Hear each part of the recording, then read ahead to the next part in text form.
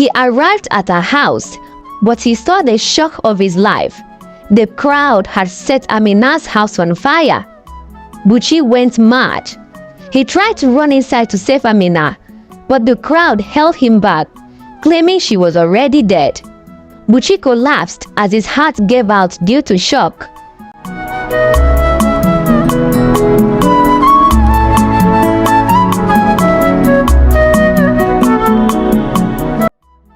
Amina stood there in fear, surrounded by angry villagers.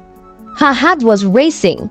She felt the weight of their stars, their disapproval and hatred pressing down on her like a heavy stone.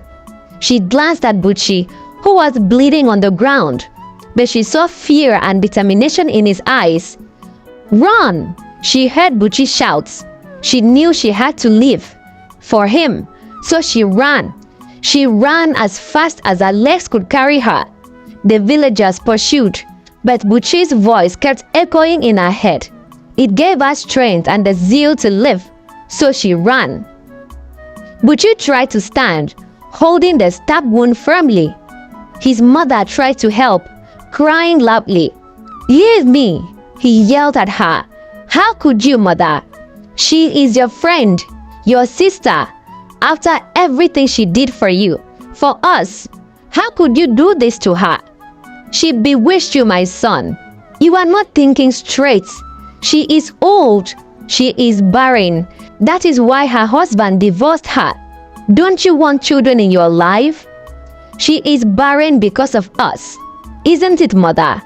You see, 25 years ago, Zara had found out she was pregnant when they were in secondary school. She was scared and confused, especially when the boy she thought loved her denied being the father. Zara felt alone. She didn't want the baby and wanted to abort it at all costs. But Amina stood against it. She promised to fend for her and her baby. They were both orphans, but Amina vowed to stand by her side. And that is what she did. She left school to work and take care of Amina and her baby boy, as though they were her own family. Amina did everything she could to support Zara. She provided for both of them like a mother would. Buchi fell very sick just 14 months after he was born. He was diagnosed with a kidney problem and needed an urgent kidney transplant. Zara didn't have such money for the surgery. Amina did everything she could. She worked as many jobs as possible, but she couldn't get the required money for the surgery. So one day, she decided to give in to a man who had been pestering her for a relationship. She was a virgin, but she was willing to give it all up for Buchi's life. She gave the man a condition, that she would only sleep with him if he would pay for Buchi's surgery, and he accepted. But soon after that, Amina had found out she was pregnant, but there was a problem.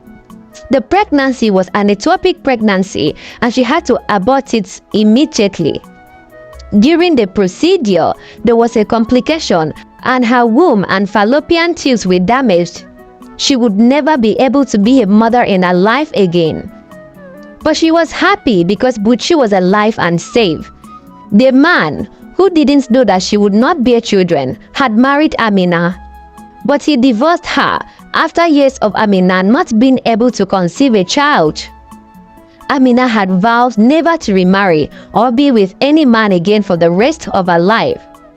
Well, that was until Buchi happened, and now the very woman she had lived her life for was standing against her.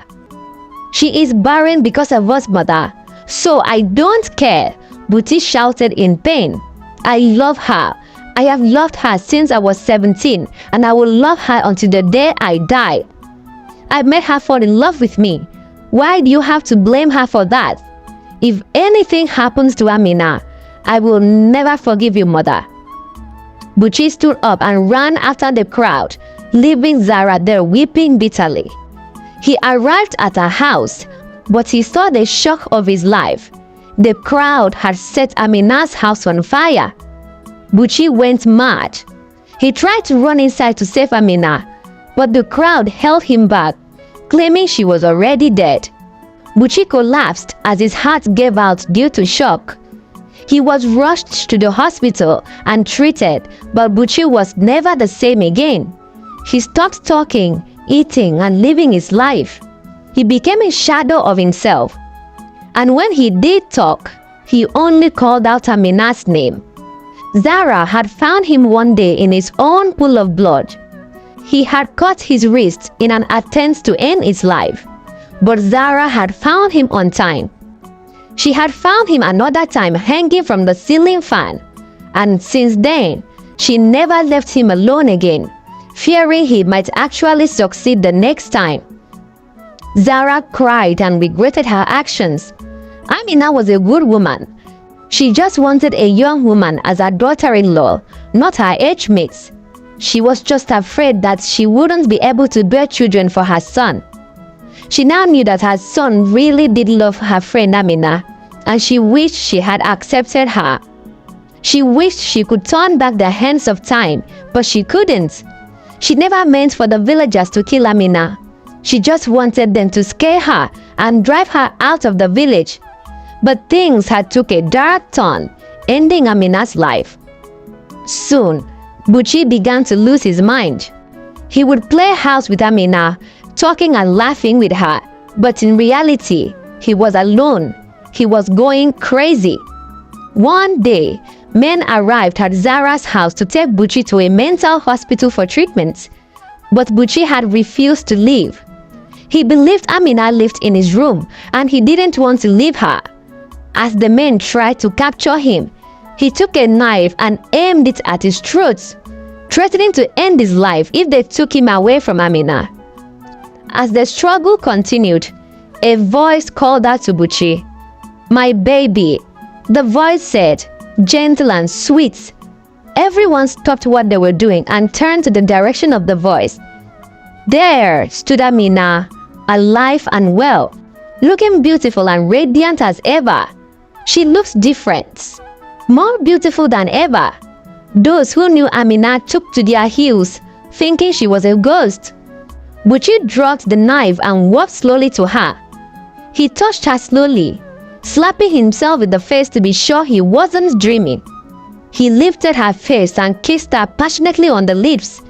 Then he dropped to the ground, unconscious. When he woke up 2 hours later, he started calling out to Amina frantically. Amina held his hand, and like someone who had been lost, he grabbed onto her tightly in an embrace. "Where were you? Why didn't you come to me?" he cried. That night, Amina began. "I had run into my house to only carry my ATM card. I needed money to survive, so that was the only thing I needed.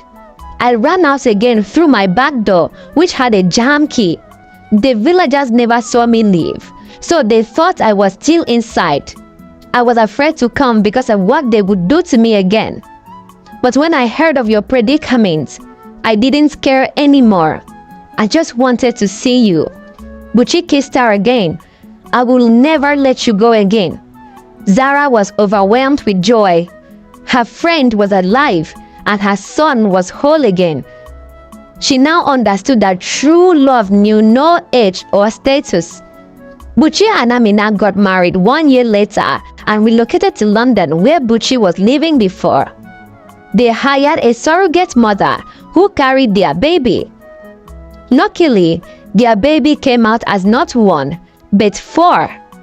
The babies were quadruplets, 2 boys and 2 girls.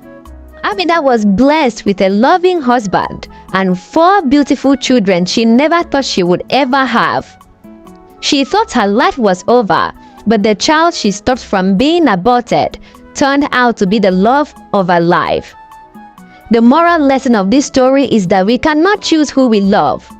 Love can happen to anyone at any time, and we should respect their choices when it happens. That we should not judge people because of their predicaments, as no one knows tomorrow. What other moral lessons did you learn from this story? Please comment down below.